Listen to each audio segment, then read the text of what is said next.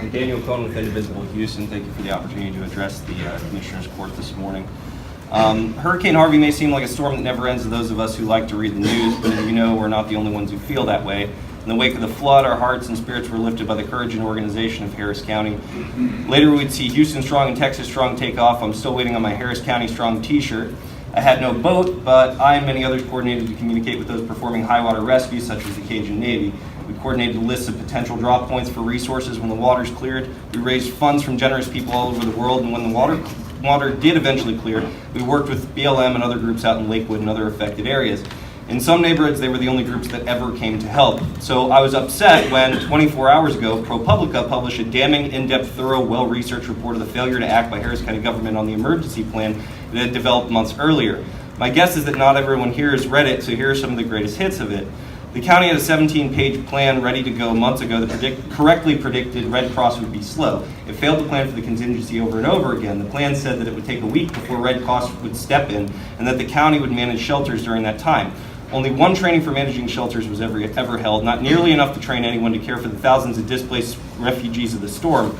All scenarios in the training presumed the Red Cross would be up and running, even though the plan didn't.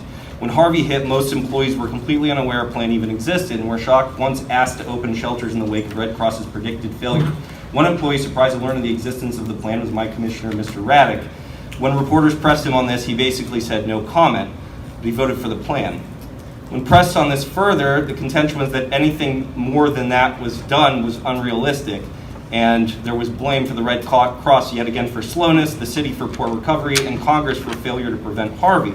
When reporters asked for a list of shelters surveyed in advance of the storm, the county accidentally forwarded the press emails of them scrambling for an explanation to give. Because there was no list, it doesn't exist. Remember, the plan was never followed. And as the county media specialist said to the supervisor, do you want to reply to the reporter, or do you want me to tell her these documents do not exist? She's going to ask why. The supervisor then told reporters that the list didn't exist because the county expected Red Cross to arrange it, even though the county plan, which no one remembered existed, expected the county to be up and running before Red Cross was, and that a list of shelters can be gathered before a natural disaster. The supervisor also claimed to work with HISD in preparation for the storm, which was news to HISD.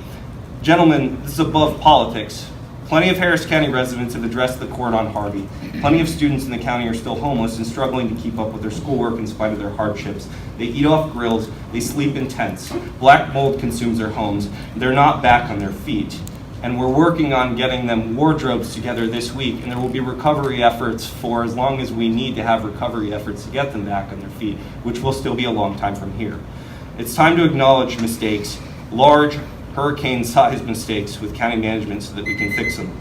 I know Harvey wasn't easy for anyone, but the public needs accountability. Thank you, Mr. I'm finished. Cohen. Thank you.